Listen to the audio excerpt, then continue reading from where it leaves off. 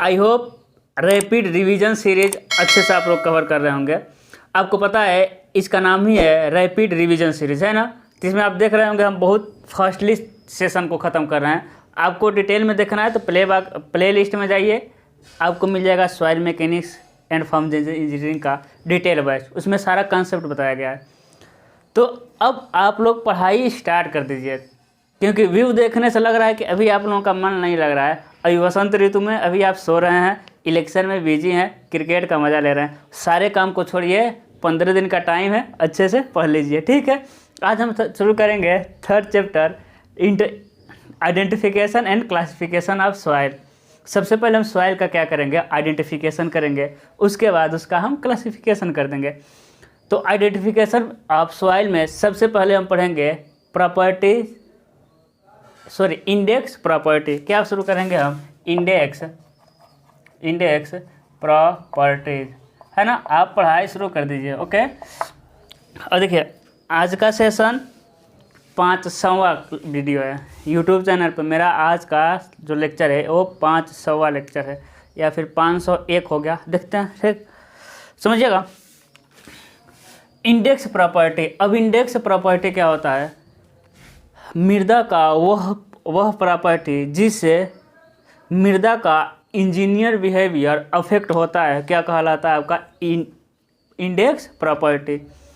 यानी index property से ही हम क्या करते हैं, इंजीनियरिंग बिहेवियर को पता करते हैं। इंडेक्स प्रॉपर्टी कितने प्रकार के होते हैं, नाना प्रकार के होते हैं। पहला हो जाएगा आपका वाटर कंटेंट, क्या होता है, हो जाएगा आपका वाटर कंटेंट। दूसरा हो जाएगा आपका स्पेसिफिक ग्रेविटी, है ना, क्या हो जाएगा आपका स्पेसिफिक ग्रेविटी। थर्ड क्या हो जाएगा आपका डेंसिटी इंडेक्स, या फिर रिलेटिव डेंसिटी भी कहते हैं, है ना, ये डेंसिटी इंडेक्स। उसका हो जाएगा particle size distribution,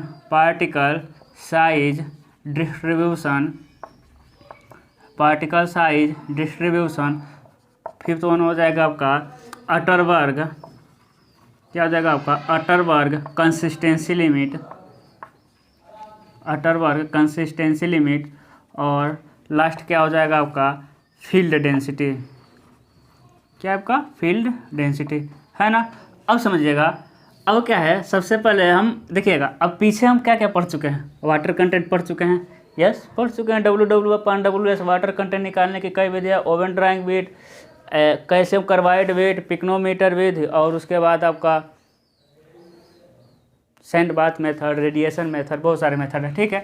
specific gravity भी आप जानते हैं। स्पेसिफिक ग्रेविटी को कैपिटल G से प्रदर्शित करते हैं। यूनिट लेस होता है, डायमेंशन लेस होता है। डेंसिटी ऑफ सब्सटेंस अपान में density of water at 4 degree Celsius. Density index भी जानते हैं, E मैक्सिमम माइनस E अपान में E maximum minus E minimum. सारा चीज़ आप पढ़ चुके हैं। अब इसमें क्या पढ़ना है आपको, 3 इसमें पढ़ना है, क्या, particle size distribution, Atterberg consistency limit, और लास्ट पढ़ना हमको फील्ड डेंसिटी, ठीक है। तो सबसे पहले हम क्या पढ़ेंगे, पार्टिकल साइज डिस्ट्रीब्यूशन, उसके बाद अटरबर्ग कंसिस्टेंसी, उसके बाद फील्ड डेंसिटी। ये सारा क्या है आपका प्रॉपर्टी इंडेक्स है। इन सब के अनुसार ये क्या होता है, मृदा का इंजीनियरिंग बिहेवियर अफेक्ट होता है। अब पार्टिकल साइज डिस्ट्रीब्यूशन में क्या है कि हम जो सॉइल है ना, उसके हम पार्टिकल को देखेंगे, ठीक है। नाम से लग रहा है पार्टिकल साइज डिस्ट्रीब्यूशन। सॉइल जो रहेगा उसके हम प्रत्येक पार्टिकल को देखेंगे, इसके पार्टिकल का साइज कितना है, उसके अनुसार हम कर्व वगैरह कुछ ड्रा करेंगे।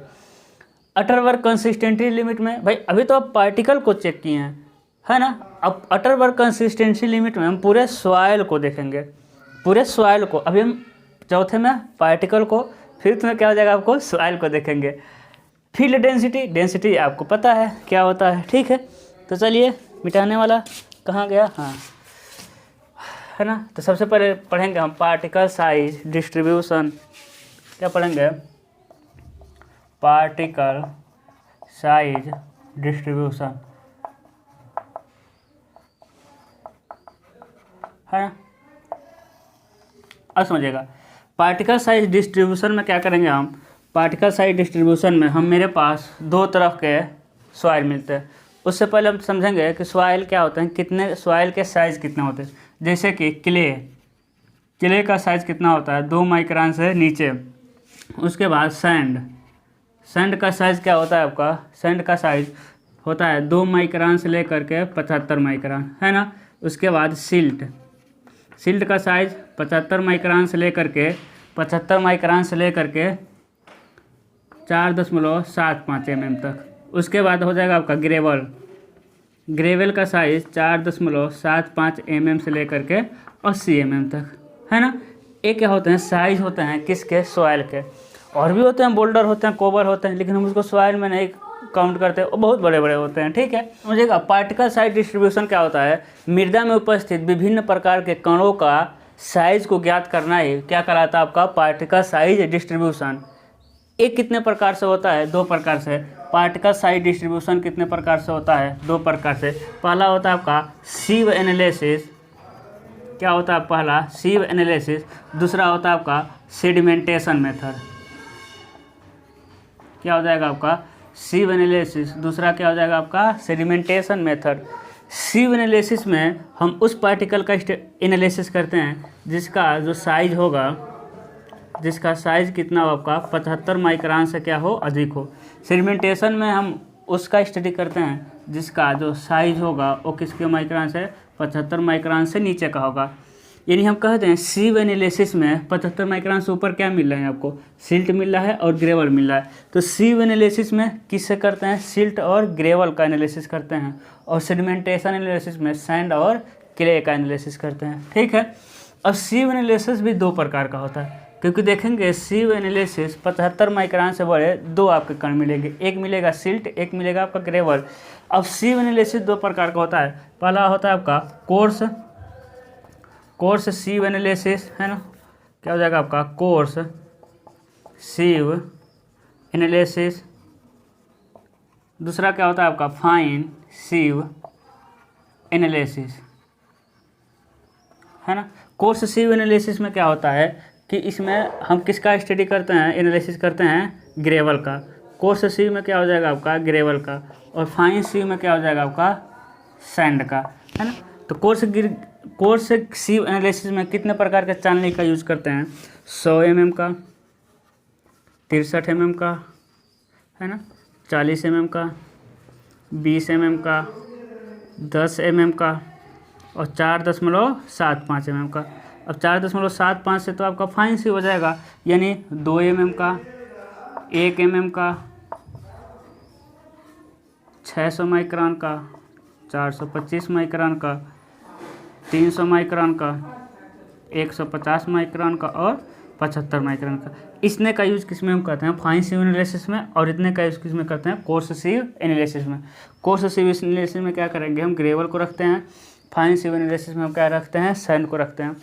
उसके बाद सेडिमेंटेशन एनालिसिस में हम उसका स्टडी करते हैं जिस कणों का साइज़ क्या हो, 75 माइक्रोन से छोटा हो।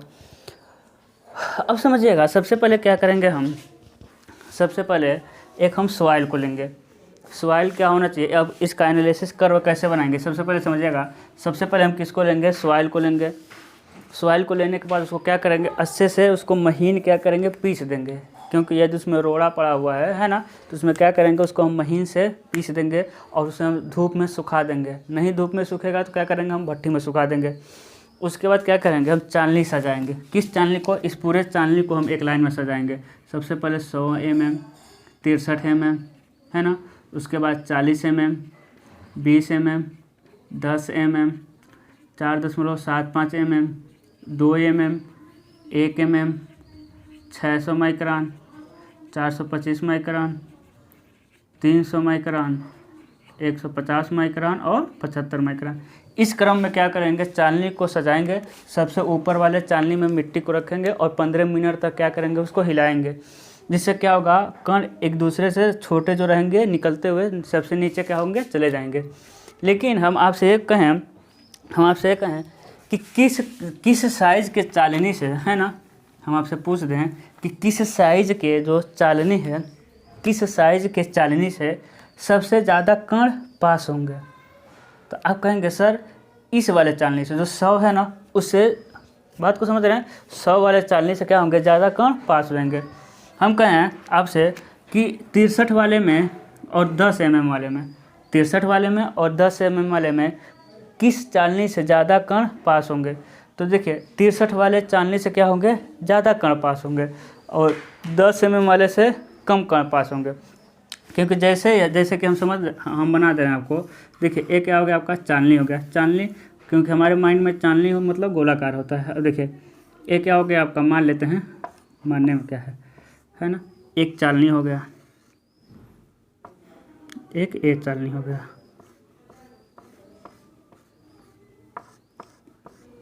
है ना।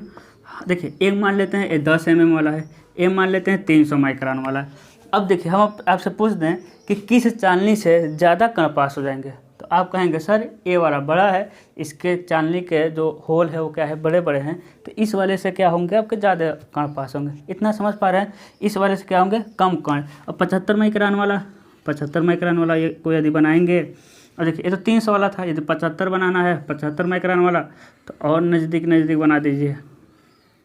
ये क्या हो गया आपका, एक तरह से 75 माइक्रोन वाला, ठीक है।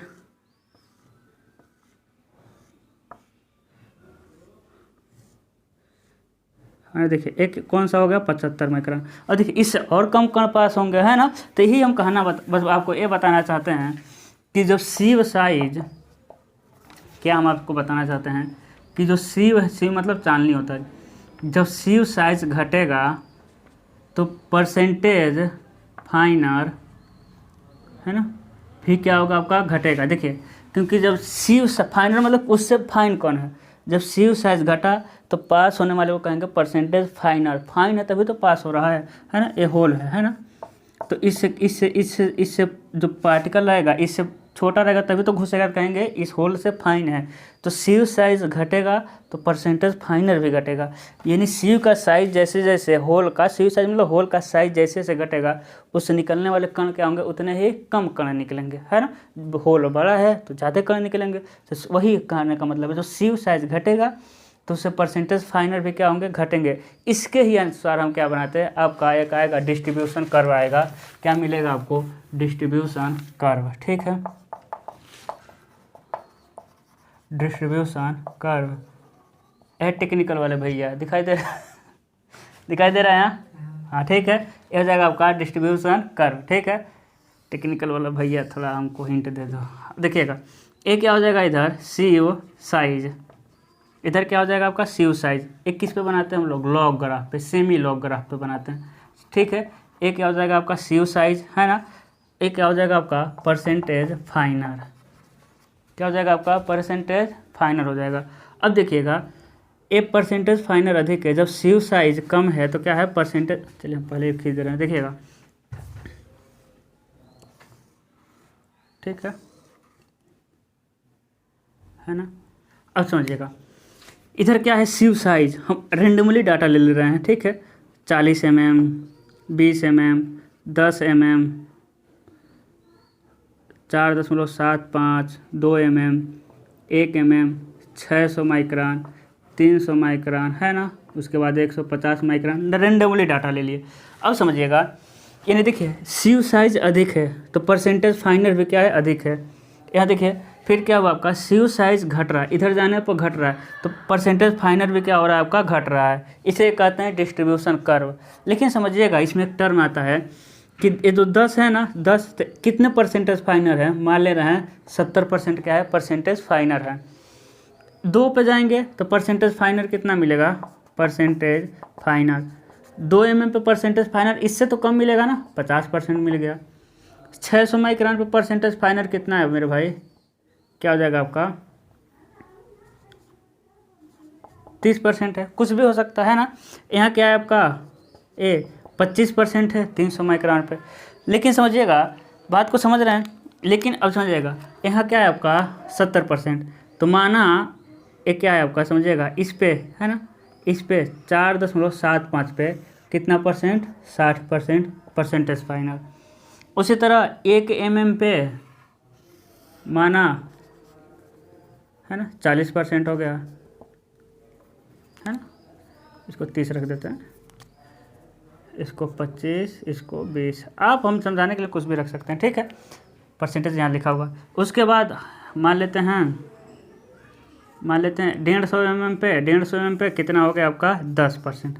अब समझिएगा यही एक टर्म में आता है क्या, D60, D30 और क्या आता है आपका D10 आता है ना। तो D60, D30, D10 क्या है, यानी D60 मतलब चालनी का वह साइज है ना, चालनी का वह साइज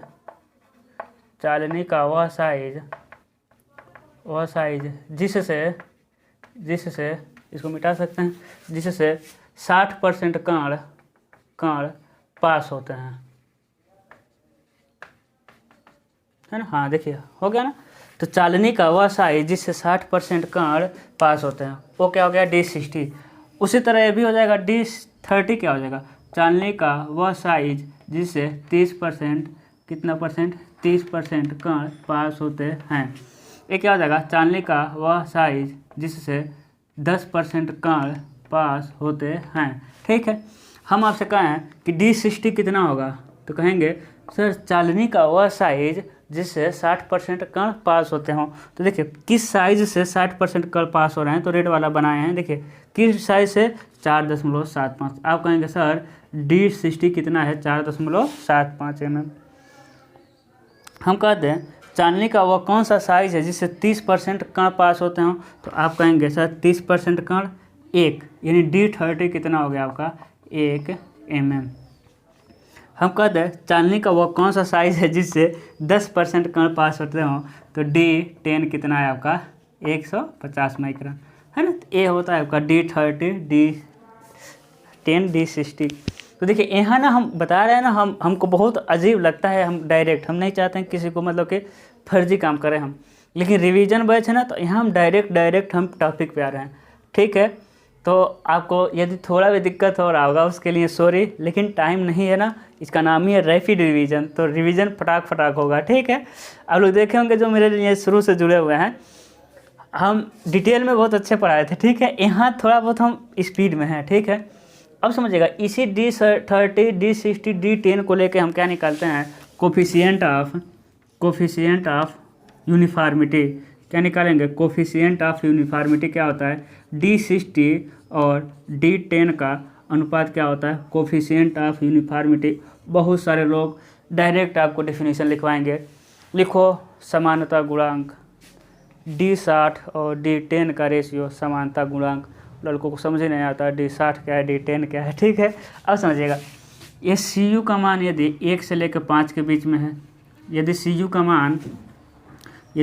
मान 1 से लेकर 5 है, यदि CU का मान 5 से लेकर 15 है, यदि CU का मान 15 से क्या है आपका अधिक है, यदि A है तो हो जाएगा आपका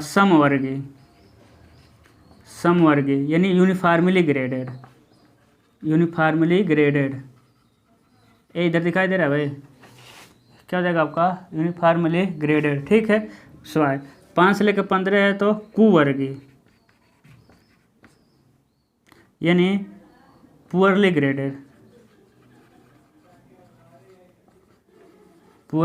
स्वाय। उसके बाद 15 से अधिक हो जाएगा तो सुवर्गीय, है ना, यानी सुवर्गीय मतलब वेल ग्रेडेड। क्या हो जाएगा आपका वेल ग्रेडेड सॉइल हो जाएगा। ठीक है, तो ये आता है। और क्या होगा आपका, यदि CU का मान 4 से अधिक हो जाए, यदि CU का मान 6 से अधिक है, तो 6 से अधिक होगा तो कहेंगे हम सैंड है, यदि 4 से अधिक होगा तो क्या कहेंगे हम लोग ग्रेवल। ये बहुत इंपॉर्टेंट चीज़ें हैं, इसी के आधार पर हम क्या करते हैं क्लासिफिकेशन करते हैं। ठीक है, तो सबका डाटा दिया रहेगा, हम इससे पता कर लेंगे मेरा वेल ग्रेडेड है, पुअरली ग्रेडेड है, यूनिफॉर्मली ग्रेडेड हो, या फिर ग्रेवल है, या फिर सैंड है। ठीक है, अब क्या पढ़ेंगे हम, हाँ उसके बाद आता है, उसके बाद क्या आता है आपका कोफिशिएंट ऑफ कर्वेचर यानी CC। क्या आता है आपका कोफिशिएंट ऑफ कर्वेचर, तो CC क्या होता है आपका D30 का स्क्वायर अपान में D60 इंटू D10। एक क्या होता है आपका कोफिशिएंट ऑफ कर्वेचर, एक ग्रेडिंग ऑफ सॉइल के ग्रेडिंग को दिखाता है ना, कितने सॉइल को ग्रेडिंग, सभी समान कण है कि कैसा कण है। यदि CU का मान क्या हो जाए, CC का मान 1 से 3 के बीच में आ जाए तो क्या होगा आपका वेल ग्रेडेड, है ना। और यदि CC का मान 1 से 3 के अतिरिक्त आ जाए, इसके कोई भी अतिरिक्त आ गया तो क्या कहेंगे पुअरली ग्रेडेड। क्या हो जाएगा आपका पुअरली ग्रेडेड सॉइल। ठीक है, तो ये क्या था आपका, ये था क्या था आपका सीव एनालिसिस। सीव एनालिसिस हम 2 प्रकार से किए हैं, ठीक है। अब हम अगला पढ़ेंगे क्या, सेडिमेंटेशन एनालिसिस। उससे पहले रुकिए हम देख लें कोई और टॉपिक है क्या, है ना।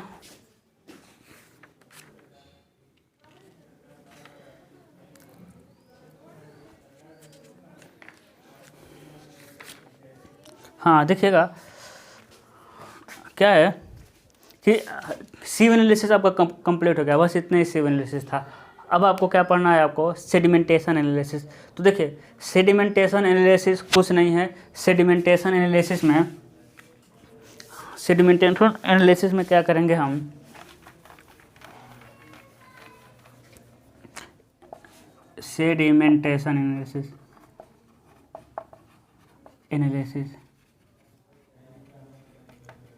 सेडिमेंटेशन एनालिसिस में हम किसका यूज़ करते हैं, स्टोक लॉ का, ठीक है।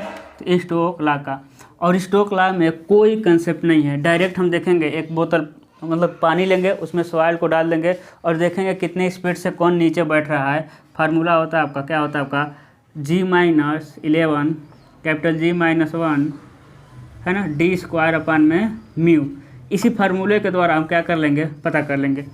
तो हम लिखेंगे सेडिमेंटेशन एनालिसिस में नीचे बैठने वाले कण है ना, मृदा के व्यास, अपेक्षिक घनत्व तथा अपेक्षिक सांद्रता पर निर्भर करता है। बस उसके बाद एक फार्मूला लिखेंगे जहाँ जी क्या है, स्पेसिफिक ग्रेविटी, स्मॉल जी क्या है, गुरुत्वीय त्वरण, डी क्या है, साइज डाया ऑफ जो पार्टिकल होते हैं, म्यू क्या है, निरपेक्ष गतिक सांद्रता, है ना। इसी को म्यू, सॉरी ये होता है आपका म्यू होता है, ठीक है। क्या होता है आपका, म्यू होता है, निरपेक्ष गतिक सांद्रता होता है। तो डिपेंड करता है ना।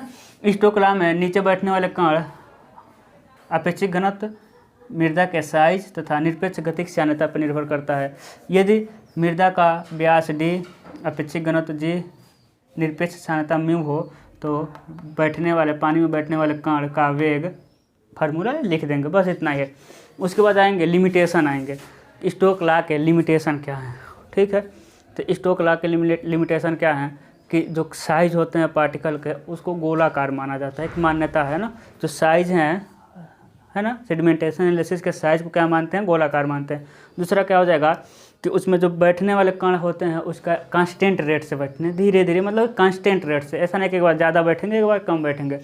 तीसरा मान्यता क्या है कि जो साइज होते हैं वो 2 mm से लेकर के 2 mm से लेकर के 0.2 माइक्रोन तक होता है ना, सॉरी 2 mm से लेकर के 0.2 माइक्रोन तक होता है। किसके साइज, आपके जो कण बैठने वाले हैं उसके साइज उसके बीच में लिया जाता है। ये सब लिमिटेशन क्या है, स्टोक लॉ के लिमिटेशन है, ठीक है। तो ये आपका हो जाएगा, आपका दोनों एनालिसिस हो गया, किसका, कोर्स सीव एनालिसिस का, है ना, और फाइन सीव एनालिसिस और सेडिमेंटेशन मेथड। यानी आपका टॉपिक कौन सा खत्म हुआ, पार्टिकल साइज डिस्ट्रीब्यूशन। अब हम क्या पढ़ेंगे, अटरबर्ग कंसिस्टेंसी लिमिट, ठीक है। तो अटरबर्ग कंसिस्टेंसी लिमिट में सबसे पहले हमको क्या पढ़ना है, सघनता पढ़ना है। कंसिस्टेंसी क्या होता है ना। तो सघनता क्या होता है, सघनता मृदा का वह गुण है जो पर सघनता यानी कंसिस्टेंसी। हम टॉपिक क्या शुरू किए हैं, अटरबर्ग कंसिस्टेंसी लिमिट, क्या शुरू किए हैं, अटरबर्ग कंसिस्टेंसी लिमिट। यानी अब सबसे पहले अटरबर्ग तक महाराज थे, मतलब कि वैज्ञानिक थे, उनका नाम था। कंसिस्टेंसी क्या है, सघनता। तो सघनता मृदा का वह गुण है जो प्रदर्शित करता है कि मृदा को कितनी आसानी से इच्छित आकार में डाला जाता है। सघनता मृदा का वह गुण है जो प्रदर्शित करता है कि मृदा को कितनी आसानी से इच्छित आकार में ढाला जा सकता है। सघनता पानी, मृदा में उपस्थित पानी की मात्रा पर डिपेंड करता है ना। तो मृदा में उपस्थित पानी के मात्रा के आधार पर सघनता कितने प्रकार की होती है, आपके समझिएगा कितने प्रकार की होती है, 4 प्रकार के। सबसे पहले आ जाएगा सॉलिड, जब पानी की मात्रा और बढ़ाएंगे तो क्या हो जाएगा आपका सेमी सॉलिड, जब पानी की मात्रा और बढ़ाएंगे तो प्लास्टिक, और बढ़ाएंगे तो लिक्विड हो जाएगा। उसके बाद इधर भी वॉल्यूम मिलेगा। यदि एक क्या होता है आपका वाटर कंटेंट, इधर क्या होता है आपका वॉल्यूम होता है, ठीक है। ए क्या होता है आपका WL, ए क्या होता है WP, ए क्या होता है आपका WS, ए क्या होता है आपका VL, ए क्या होता है आपका VP, ए क्या होता है आपका VS, है ना। सघनता सीमाएं, सघनता समझ आ गया। उसके बाद सघनता किस पे डिपेंड करता है? मृदा में उपस्थित पानी की मात्रा के आधार पर। मृदा के पानी की अवस्था, मृदा में पानी की मात्रा के आधार पर कितने प्रकार की अवस्थाएं मिलती हैं आपके? 4 प्रकार के, सॉलिड, सेमी सॉलिड, प्लास्टिक और लिक्विड। उसके बाद होता है सघनता सीमाएं। सघनता सीमाएं जलांश की वह मात्रा है जिस पे मृदा एक अवस्था से दूसरे अवस्था में परिवर्तित होती है।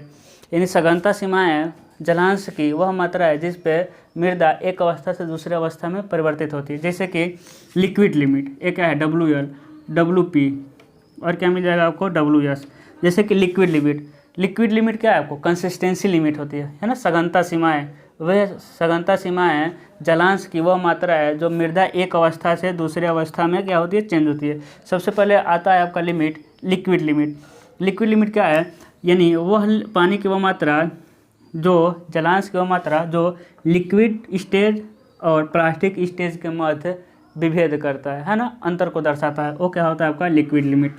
दूसरा होता है प्लास्टिक लिमिट, जलांश की वह मात्रा जो प्लास्टिक स्टेज और सेमी सॉलिड स्टेज के मध्य अंतर दर्शाता है, क्या हो जाएगा आपका प्लास्टिक लिमिट। श्रिंकेज लिमिट, पानी की वह मात्रा जो सेमी सॉलिड और सॉलिड के मध्य अंतर को दर्शाता है, उसे क्या कहेंगे? Shrinkage limit.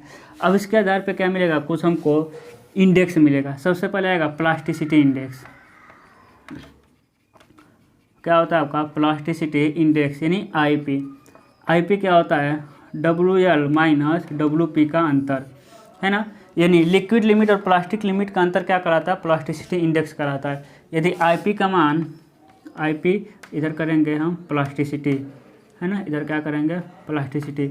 यदि IP 0 है तो ये हो जाएगा सॉइल नॉन प्लास्टिक। जैसे सैंड में प्लास्टिसिटी नहीं होता है। यदि 0 से लेकर 7 है तो लो प्लास्टिक, यदि 7 से लेकर 17 है तो मीडियम प्लास्टिक, यदि 17 से अधिक है तो हाई प्लास्टिक। ऐसा कह सकते हैं यही होता है, ठीक है। उसके बाद दूसरा आता है श्रिंकेज इंडेक्स, है ना। IS श्रिंकेज इंडेक्स क्या होता है?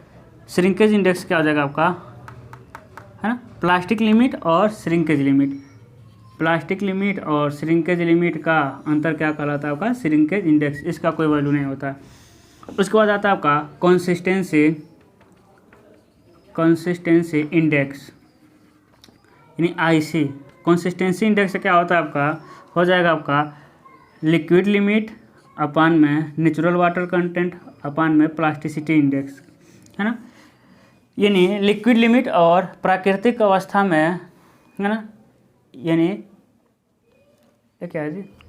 लिक्विड लिमिट मतलब द्रव सीमा और मृदा के प्राकृतिक अवस्था में जलांश का अंतर तथा प्लास्टिसिटी इंडेक्स का रेशियो क्या कहलाता है? Consistency index.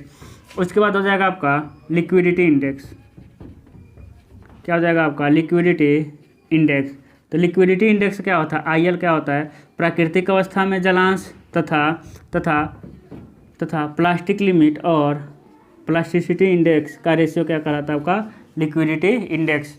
उसके साथ साथ एक और आपका डेफिनेशन आता है IT यानी टफनेस इंडेक्स, चिमड़पन, टफनेस इंडेक्स, ठीक है।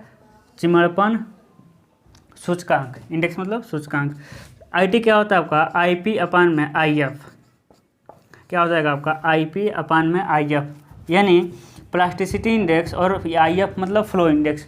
तो फ्लो इंडेक्स को अगला टॉपिक में पढ़ेंगे, अभी पढ़ेंगे जस्ट। तो प्लास्टिसिटी इंडेक्स और फ्लो इंडेक्स का रेशियो क्या कहलाता है? टफनेस इंडेक्स कहलाता है। अब देखिए जितना भी पढ़े हैं, liquid limit, plastic limit, shrinkage index, plasticity index, shrinkage index, उसके बाद कंसिस्टेंसी इंडेक्स, लिक्विडिटी इंडेक्स और टफनेस इंडेक्स, इसमें से 1-2 आपके डेफिनेशन आते हैं। वो कहेगा अटरवर्क कंसिस्टेंसी चार्ट बनाइए तथा लिमिट को लिखिए। अटरवर्क कंसिस्टेंसी चार्ट हो गया, limit, plastic limit, shrinkage limit और लिक्विड लिमिट, इसके बारे में लिखना है। वो कहेगा कि प्लास्टिसिटी अटरवर्क कंसिस्टेंसी चार्ट बनाइए और सभी इस अवस्थाओं को लिखिए तथा लिमिट को लिखिए, सब कुछ लिखना पड़ेगा अभी तक जो बताएं, ठीक है। अगला क्या पढ़ना हमको, अगला हम पढ़ेंगे लिक्विड लिमिट को निकालना, है ना। अब क्या करेंगे, अब मेरे पास सिर्फ प्रैक्टिकल आएगा, ठीक है। क्या करेंगे, determine liquid limit to determine liquid limit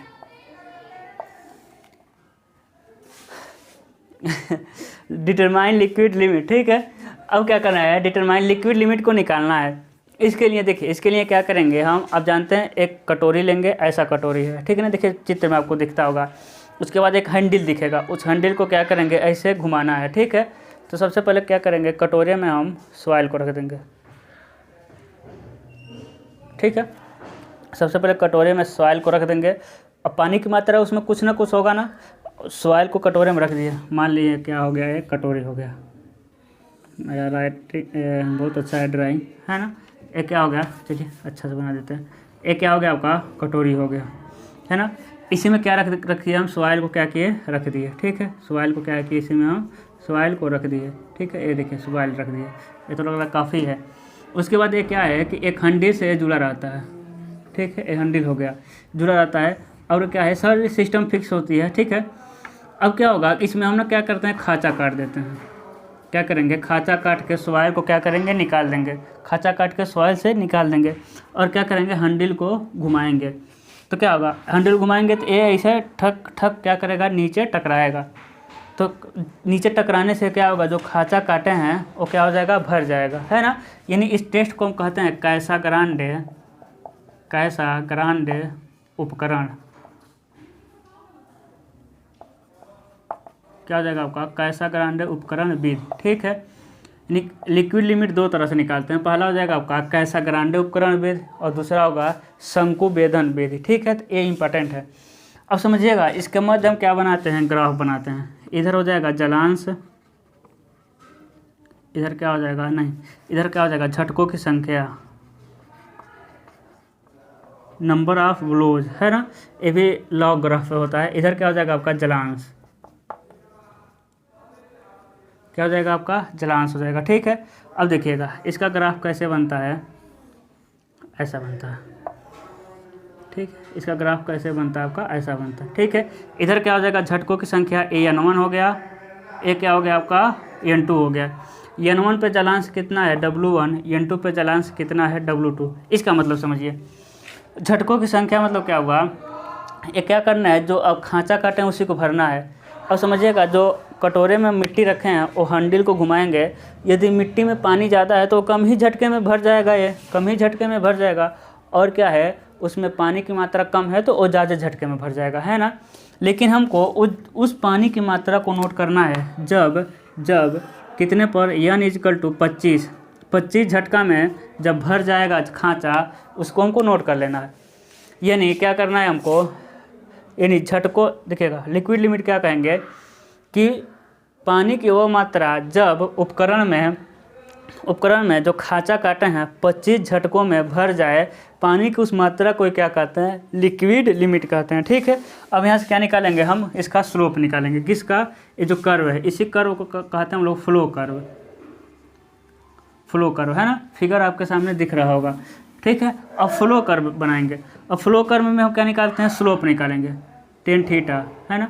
direct slope को ही क्या कहते हैं, IF निकालते हैं। इसे लिखते हैं WN माइनस W2, माइनस में आता है log N2 अपान में N1 अपान में N2, ठीक है, N1 अपान में N2। यही हम बता रहे थे। टफनेस इंडेक्स में क्या था, प्लास्टिसिटी इंडेक्स अपान में फ्लो इंडेक्स। तो यही क्या आपका फ्लो इंडेक्स, ये कैसे आया, देखिए वही चीज़ है, हम थोड़ा डायरेक्ट लिखने की कोशिश करते हैं। tan थीटा यानी tan थीटा हमको निकालना है, tan थीटा। तो क्या होता है, लंब अपान में आधार, है ना। तो देखिए आप इसको ले लीजिए, यही नहीं थीटा जो स्लोप निकाले हैं, तो लंब क्या हो जाएगा, यही हो जाएगा। तो लंब देखिए, है ना, देखिए यही तो इन्हीं दोनों के मध्य है। तो W1 क्या है, अधिक है, अपान में W2। देखिए हो गया कि नहीं हो गया, W2 1 माइनस W2, ठीक है। उसके बाद क्या हो गया आपका, A निकाल लीजिए, अपान में A अधिक है ना, तो लॉग, ये लॉग ग्राफ पे होता है, log N2 और log N1, ठीक है, क्या हो जाएगा, क्योंकि ए अधिक है ए कम, तो n2 अपान में n1, ठीक है। लेकिन टेन थीटा को क्या कहते हैं, स्लोप को फ्लो इंडेक्स, है ना।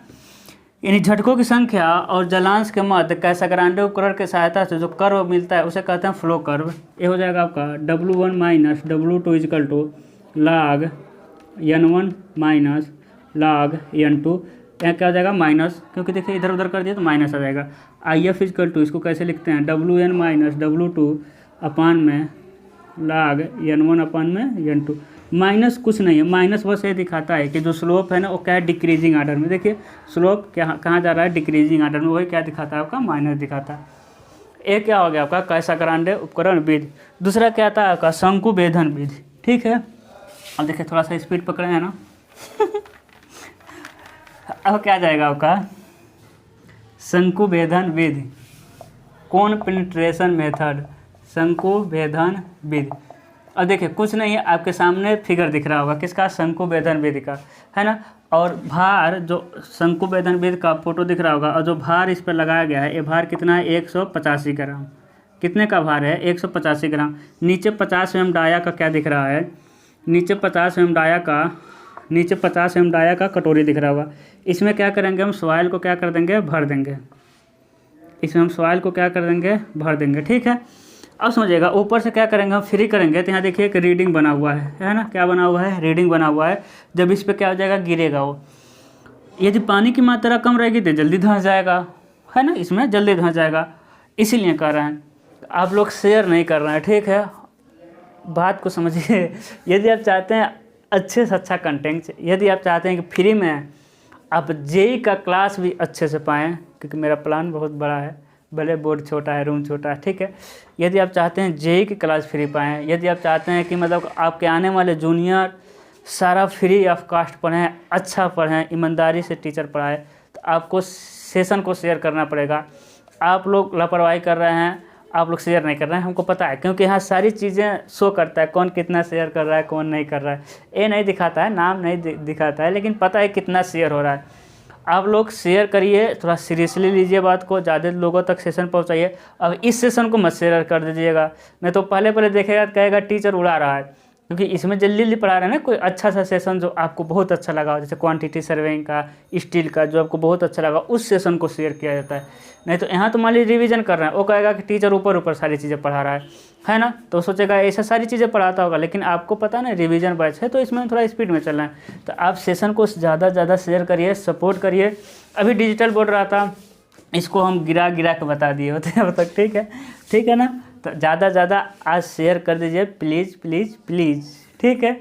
अब समझिए, अब क्या होगा कि पानी की मात्रा इसमें ज़्यादा रहेगी तो जल्दी घुस जाएगा अंदर, पानी की मात्रा कम रहेगी तो नहीं घुसेगा।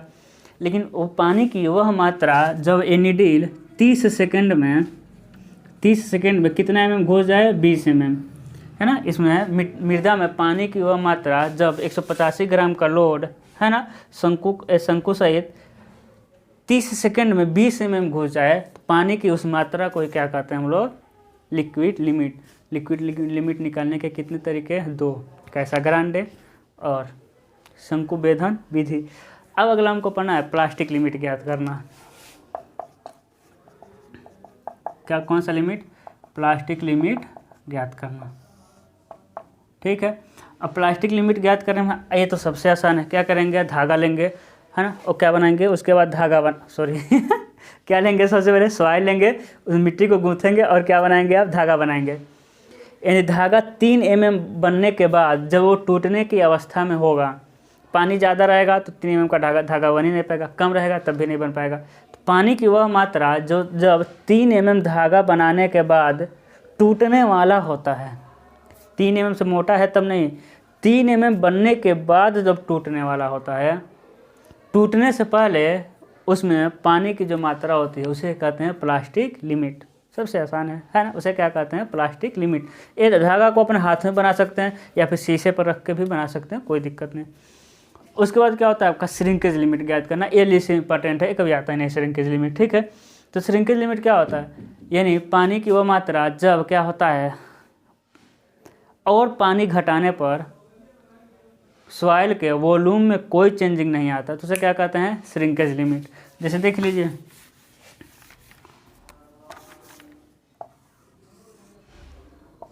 ऐसे बनाए थे ना, कुछ ऐसे बनाए थे। यहाँ क्या लिखे थे WS, यहाँ क्या लिखे थे VS, है ना। अब देखिए यही तो जलांश है ना, ये जलांश है। तो पानी की यह मात्रा जो है, ये वाला मात्रा, देखिए पानी की मात्रा तो कम हो रही है, लेकिन सॉइल का घन, देखिए सॉइल का जो वॉल्यूम है, क्या वॉल्यूम पानी की मात्रा कम करने पर वॉल्यूम कम हो रहा है कहेंगे नहीं। देखिए पानी की मात्रा कम हुई, पानी की मात्रा यहाँ 0 भी कर देंगे तभी वॉल्यूम कितना है VS है। तो पानी में है ना वह मिनिमम मात्रा है जिससे पानी की मात्रा और कम करने पर सॉइल का जो वॉल्यूम होता है कांस्टेंट रहता है। उसी लिमिट को क्या कहते हैं हम लोग, श्रिंकेज लिमिट कहते हैं। एक कुछ खास इंपॉर्टेंट नहीं है। तो इंडेक्स प्रॉपर्टी में सबसे लास्ट हमको पढ़ना है फील्ड डेंसिटी ज्ञात करना, है ना, टू डिटरमाइन फील्ड डेंसिटी। अब फील्ड डेंसिटी ज्ञात करने के कई विधि हैं। सबसे पहले क्या आ जाएगा आपका, सबसे पहला आ जाएगा, है ना, सबसे पहला क्या आ जाएगा आपका कोर कटर मेथड, है ना। उसके बाद क्या आ जाएगा आपका दूसरा water balloon method, water balloon method. तीसरा क्या आ जाएगा आपका water sand replacement method, sand replacement method. उसके बाद है चौथा पिक्नोमीटर, क्या हो जाएगा आपका पिक्नोमीटर। अब कोर कटर मेथड क्या है, कुछ नहीं है। देखिए घनत्व बराबर क्या होता है, घनत्व बराबर हो जाएगा भार बटे आयतन, या द्रव्यमान भी हो सकता है, ठीक है। हम यहाँ भार लेके चल रहे हैं। अब क्या करेंगे, कोर कटर मेथड में क्या रहता है, ऐसा नीडल रहता है, ठीक है। ये हो जाएगा आपका कोर कटर मेथड, ऐसा कुछ फिगर में देख लीजिए, आप दिखा रहा है, ठीक है। अब कोर कटर मेथड में क्या करते हैं, लेके जाते हैं इस वाले को क्या करेंगे, यही जब मान लीजिए ढक्कन है, कोर कटर मेथड में क्या करेंगे, साइड पे ले जाएंगे, ये सारा साइड पे चेक करते हैं, साइड पे ले जाएंगे, इसको क्या करेंगे ऊपर से इसको मार के क्या करेंगे हम लोग धंसा देंगे। जब धंस जाएगा, है ना, धंस जाएगा तो इसको निकालेंगे, तो इसमें क्या रहेगा, पूरा मृदा रहेगा, इसमें क्या रहेगा, पूरा मृदा रहेगा। उसके बाद हमको कोर कटर का आयतन पता रहेगा, मृदा को हम तोल लेंगे, भार बटे आयतन कर लेंगे, घनत्व आ जाएगा। दैट्स इट, कुछ नहीं है इसमें, क्योंकि इसका आयतन पता है कोर कटर का, मृदा के भार को हम तोल लेंगे, है ना, और निकालेंगे कि उस मृदा का घनत्व कितना है, क्योंकि नीचे से वैसे ही मृदा को निकाले हैं, ठीक है। दूसरा वाटर बैलून मेथड। अब कुछ नहीं करना है, आपको क्या करना है कि फील्ड में ना आपके पास ऐसा कोई क्या है, ऐसा है ना, आपके पास कोर कटर नहीं है। अब क्या करेंगे हम, ऐसा कोई स्ट्रक्चर है, ठीक है, ऐसा कोई स्ट्रक्चर है। अब क्या करेंगे, गुब्बारे में पानी भरेंगे, गुब्बारे में पानी भर के इसमें क्या करेंगे, डालेंगे। जब इसमें डालेंगे तो गुब्बारा क्या होगा, इसी के किनारे किनारे किनारे किनारे क्या होगा आपका, चिपक जाएगा, किनारे किनारे चिपक जाएगा गुब्बारा, ठीक है। अब बताइए ये जो हम लाइन करें गुब्बारा है, ये बताइए क्या गुब्बारे में जितना पानी डाले हैं उसका आयतन आपको पता है कितना पानी डाले हैं, है ना। आपको क्या चाहिए, भार बटे आयतन। इसमें मिट्टी खोद के निकाले हैं, उसको तौल लेंगे। उसके बाद मिट्टी का आयतन जितना पानी भरे हैं वो आयतन हो जाएगा, क्योंकि जितना आयतन है उतना ही तो पानी घुसेगा, तो मृदा का भार निकाल के पहले ही तौले हैं, आयतन हो जाएगा आपका वाटर बैलून मेथड। उसके बाद होता है आपका सैंड रिप्लेसमेंट मेथड। ये भी कुछ नहीं है, ये भी किसी सॉइल को क्या किए हैं, किसी सॉइल को निकाले हैं, ठीक है। उसके बाद क्या करेंगे, इसमें क्या करेंगे, देखिए इसको निकाल करके मृदा को तौल लेंगे, है ना। उसके बाद एक क्या लेंगे हम, एक क्या लेंगे, शंकु लेंगे, है ना, शंकु आकार का रहता है। इसी में क्या लगा रहेगा, फिट रहेगा सारी चीज़। इसमें क्या भरेंगे हम, सैंड भरेंगे। इसको खोलेंगे तो इसमें क्या करेंगे, पूरे गड्ढे को किससे हम भर देंगे, सैंड से। पूरे गड्ढे को हम किससे भर देंगे, सैंड से भर देंगे, है ना। तो देखिए आपको पता है ना कितना आयतन का सैंड इसमें भरे हैं, इसका भार पहले से मृदा का निकाले है, आपको पता है कितने आयतन का सैंड इसमें भरे हैं, भार बटा आयतन, घनत्व हो गया, दैट्स इट। पिक्नोमीटर बाद में पढ़ाएंगे, ठीक है। पिक्नोमीटर उसका भी छूटा हुआ है, किसका, जब हम निकाले थे वाटर कंटेंट, है ना, तो पिक्नोमीटर हम बाद में पढ़ा देंगे, ठीक है। तो ये चैप्टर द एंड हो गया। अब क्या है, कौन सा चैप्टर चलेगा आपका, क्लासिफिकेशन ऑफ सॉइल, ठीक है। तो आपको पता है ना, थोड़ा रिवीजन चल रहा है तो रिवीजन में ऐसा चलेगा। और वीडियो को ज़्यादा से ज़्यादा आप लोग शेयर करिए। Good luck. और एक बात, यदि आप चाहते हैं सर्वे चले, आप जल्दी जितना जल्दी 2000 सब्सक्राइबर करवाएंगे सर्वे उतना जल्दी हम पढ़ाएंगे, प्रॉमिस। और अब सर्वे भी जैसा हम इस तरह नहीं है, तो रिवीजन बैच है थोड़ा ऊपर पर चल रहा है।